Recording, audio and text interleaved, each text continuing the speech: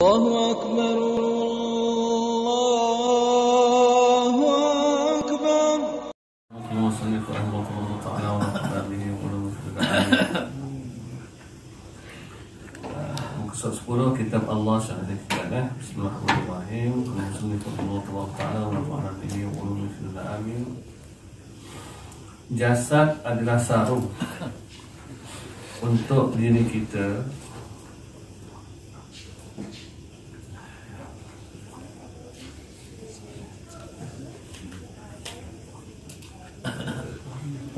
Jasad adalah sarung untuk diri kita. Kita tu siapa kita tu?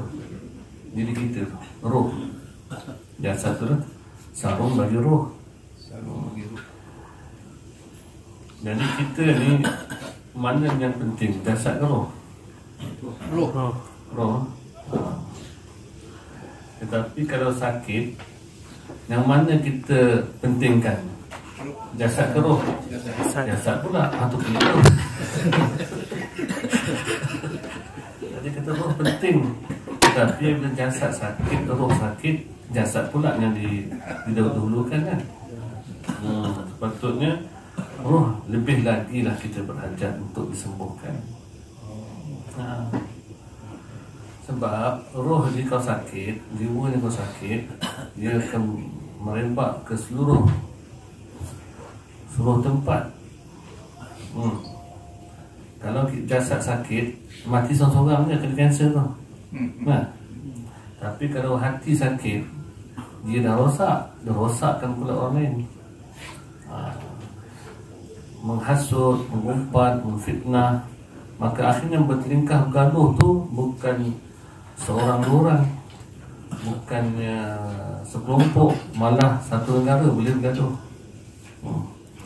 Kalau dua buah negara bergaduh, yang matinya berapa ramai?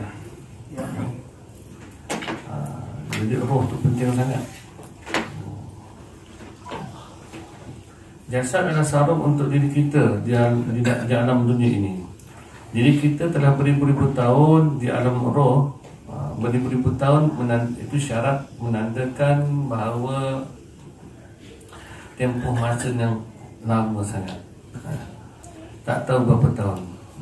Beribu-ribu tahun menunjukkan tempoh masa yang amat panjang dan hanya Allah saja yang maha mengetahui. Kita telah beribu-ribu tahun di alam roh. Apakah aktiviti di alam roh tu? Memuji dan menatap, memandang Allah. Mengikut kadar yang diizinkan, tempohnya, pengenalannya, makrifatnya. Firman Allah SWT adalah Subhanakum qul bersyahida. Maka Allah bertanya kepada roh, adakah aku ni Tuhan engkau? Jawab roh, ya, bahkan kami menyaksikan, syahidina, kami menyaksikan engkau lah Tuhan kami. Saksikan bukan dengan mata kepala, dengan mata hati yang sanubari. Maka roh dulu itu semuanya telah mengenal, telah bermakrifat pada Allah, sudah menatap Allah. Sekarang ni cuma jadi roh tu juga dia tidak berlari daripada fitrah dia. Dia memuji dan menatap Allah, mengenal Allah. Cuma dikeluarkan ke alam roh, pergi ke alam kasar ni sebagai satu ujian. Macam mana? Boleh kita tengok, boleh kita menatap, boleh kita menguji. Ujian saja. Ahli tempat boleh bekerja tidak? Sebagai satu ujian. Kemudian beralih alam, kemudian didatangi pada ujian yang lain. Diberi nafsu, diberi manusia, dunia, syaitan, sebagai ujian untuk kita tu. Untuk kita melepasi ujian tersebut, maka tentulah kita akan kembali kepada aktiviti ataupun kerja buat kita dulu, memuji dan menatap Allah SWT. Maka sampai saat Allah Ta'ala mahu diri kita melihat dan memujinya di alam zahir. Dulu kau pandanglah aku ya dalam roh. Kita kemandukan Zuhir dalam kasar ni, pandang aku juga sebenarnya bukan lain. Maka diri kita dimasukkan dalam sarung badan manusia dari berbagai jenis keturunan yang berlainan warna kulit, berbentuk badan dan sebagainya. Ada bentuk badan manusia, ada bentuk binatang dan sebagainya. Diri kita dalam roh telah mengenal Allah dengan pandangan yang dibuka secara kasyaf. Kasyaf ini tersingkap, terbuka dan memuji Allah dengan nur Allah. Memuji Allah dengan nur Allah, dengan cahaya Allah, dengan sifat-sifat Allah Ta'ala juga. Nur itu makna apa? Sifat lah. Memuji Allah dengan sifat Allah. Kan sifat Allah Ta'ala itu apa? Sifat Allah Ta'ala hidup. Jadi kita ni diperhidupkan. Sifat Allah Ta'ala itu berilmu, maka kita diperilmukan, diperhidupkan dan diperilmukan. Sifat Allah Ta'ala itu berkata-kata, maka kita dipertuturkan, diperkatakan. Sifat Allah Ta'ala itu berkehendak, maka kita diperkehendakkan. Sifat Allah Ta'ala itu berkuasa, maka kita diperkuasakan. Maka dipertuturkan, diperilhamkan, diperilmukan, diperhidupkan, diperkehendakkan dan diperkuasakan untuk memuji dirinya juga. Allah Ta'ala juga. Tidak ada berpihak kita ya. Kita baik macam mana pun, mulia macam mana pun, tidak ada pada pihak kita itu semua. Yang kita nampak dalam ketaatan dan kesusahan kita itu, lihatlah, nampaklah mulianya Allah, baiknya Allah, sempurnanya Allah, kerana Dia sekalian yang bersifat. Allah itu sifatnya kamal, sempurna, jamal, indah. Itu sifat Allah Ta'ala. Justru itu dah dikata sempurna, dah dipanggil sebagai yang indah, takkan buat hodoh-hodoh lebih. Tak. Rabbana ma khalaqta hadza batila. Wahai Tuhan kami, tidaklah Engkau ciptakan ini sia-sia. Bahasa syariat buruk, bahasa syariat mungkar, bahasanya syariat maksiat. Tetapi pada hakikatnya maksiat ke mungkarnya ada sebalik indah di situ. Kalau baik yang mendatang itu nikmat, kalau buruk yang mendatang itu hikmah. Satu hikmah. Jangan terus memandang buruk itu terus buruk, karena buruk itu adalah merupakan hikmah. Hikmah. Hikmah. Buruk negatif semua hikmah. Bukankah hanya orang bermaksiat yang rasa bersalah dan nak bertobat? Disebabkan salah tu lah dia melakukan ibadat, amalan soleh, taubat. Orang tak ada rasa salah, dia tak buat amalan taubat. Macam kita ni orang-orang ni, nak taubat, tak nak taubat, aku soleh. Kan gitu itu. Aku soleh, aku sembahyang jemaah, aku tak mencuri tabung. Aku bangun malam, aku bersedekah, aku sembahyang jemaah. Tak taubat, tak perasan diri salah. Tapi orang yang minum arak, berzina, dia tahu dia salah dan dia rasa hina kepada Allah Ta'ala. Zahirnya kotor, tapi hatinya bersih. Sebab apa? Rasa hina. Kan hina itu sifat hamba. Hamba kena ada rasa hina diri, rendah diri, kurangnya diri, bodohnya diri. Itu hamba. Dan kita ini dan duduk kat surau dengan serbannya, dengan janggutnya, dengan tadarusnya, dengan puasanya, tidak perasan ada salah dengan Allah Ta'ala. Orang bermaksiat itu namanya maksiat zahir. Maksiat zahir tu maksiat dua kan? Maksiat zahir, maksiat batin. Maksiat zahir tu minum arak, berzina, berpoya, berjudi, membunuh. Itu maksiat zahir. Tuhan yang punya badan tahu dia bersalah dan harapan untuk bertaubat cerah. Ada pun orang di masjid, di surau, datang solat berjemaah, bangun malam, puasa sunat dan sebagainya. Dia rasa dia soleh, dia rasa dia baik. Sebenarnya dia rasa baik, itulah yang tak baik. Dan amalan yang paling tak baik dia rasa baik. Dan dia tak rasa bersalah. Justru itu tak taubat dia. Orang dia bangun malam tu dia tobat. dia bangun malam taubat. Taubat itu ada 3 syarat. Bangun solat taubat itu baru sunat. Dan kita nak taubat dia itu. Hatta orang bertaubat pun jangan rasa dia bertaubat. Bukan. Jangan rasa dia bertaubat. Sebenarnya Allah jemput dia kembali pada jalan. Bukan dia yang menghampirkan diri pada Allah. Bukan dia yang mengenal Allah. Bukan dia menyucikan diri dia. Bukan dia ingat Allah. Bukan dia yang bertaubat. Tapi Allah yang benar Tawwab, yang maha menerima taubat. Allah yang nama Ghafur, yang maha pengampun. Allah yang nama Hadi, yang memberi petunjuk. Allah beri petunjuk, Allah beri ilham, Allah gerakkan dia kembali pada jalan. Itu kehendak Allah. Sampai begitu sekali. Kita nak leburkan keakuan diri itu sampai begitu sekali memandang Allah. Apabila kita hampir pada Allah, jangan rasa kita hampir, Allah yang menghampirkan diri kita pada dirinya. Apabila kita mengingati Allah, bukan kita yang ingat Allah, tetapi Allah yang mencempakkan ingatan itu pada diri kita. Ingat pada dirinya itu. Lantaran itu kita diberi izin untuk ingat dia. Bukan kita yang menyucikan diri kita, Allah yang gerakkan kita supaya beramal soleh, supaya mencucikan diri sendiri. Menyucikan dia, kita itu dicucikan Allah Ta'ala, dibersihkan.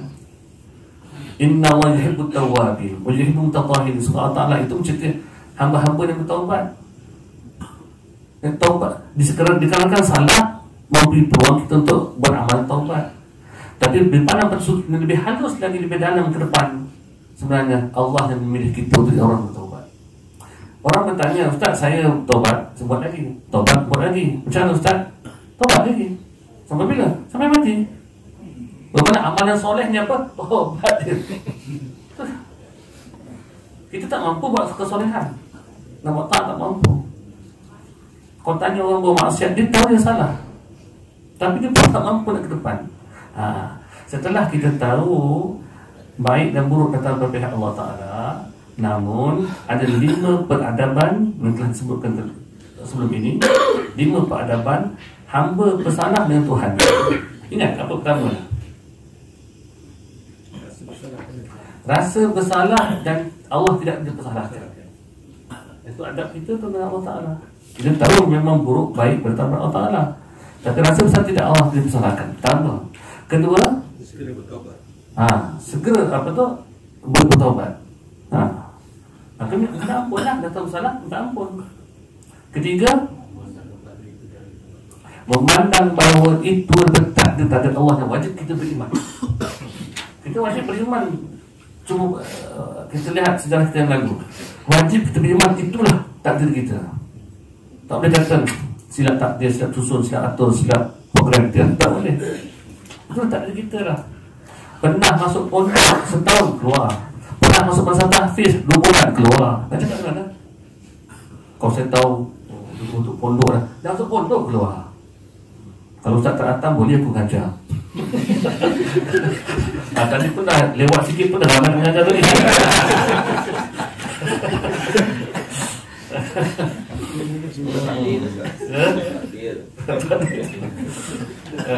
Itulah kita. Memang sebenarnya kita ini setiap saat disingkap takdir-takdir kita. Kita hanya menatap dan menerima je. Kalau baik yang mendatang, syukur. Kalau buruk yang dilihat, sabar, redha. Kita tak nak bercerai, tapi itulah takdir begitu. Macam mana? Kita nak anak soleh, tapi anak kita semua pegang kawasan. Nak macam mana?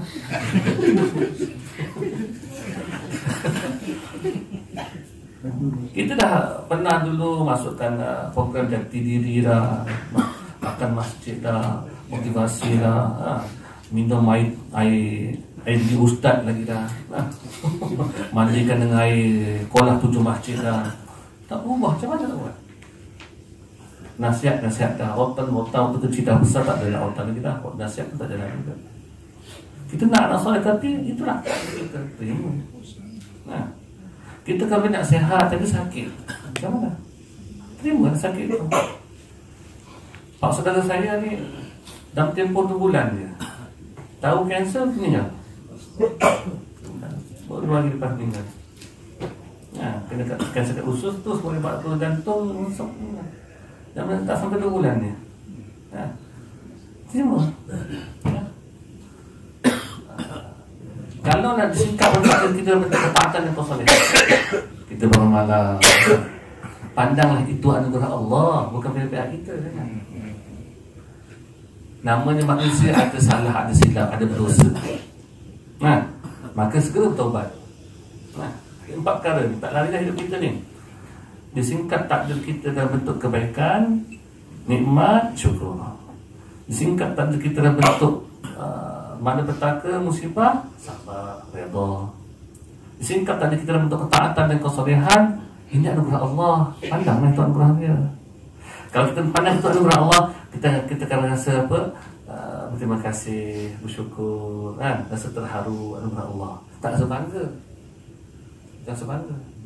Apakah tandanya seseorang itu amalannya, solatnya, ibadahnya itu tidak bersama Allah? Tandanya ialah selepas beramal rasa soleh.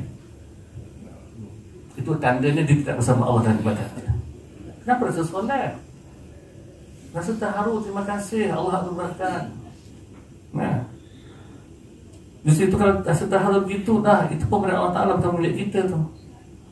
Barulah kita tidak mengatur orang yang tidak beramal, tidak mencaci mereka, tidak mempergeli mereka.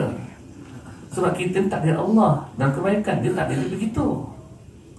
Maka kita memandang satu sudut yang, 2 sudut yang mana masing-masing menerima takdir sahaja. Takdir kita menerima ketaatan, sekarang pandang Tuhan kepada Allah. Bangun siapa pun terkena takdir dalam bentuk maksiat dan mungkar, dia dituntut bertaubat. Segera bertaubat. Wasari'u ila maghfiratin min rabbikum, bersegera kepada keampunan Tuhan kau. Dan kita semua ada bersalah.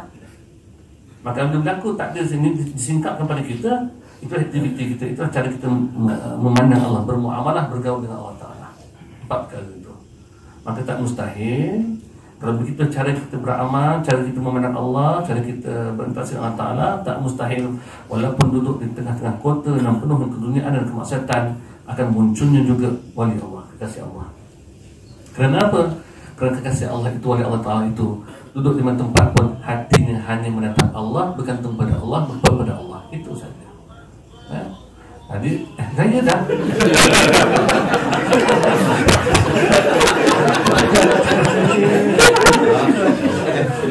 Masa tu nanti. Cepat sangat. Jelas, Jadi, kesimpulannya,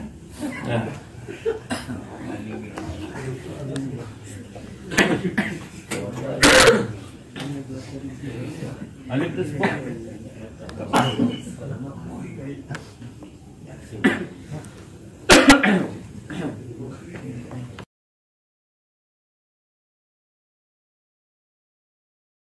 الله أكبر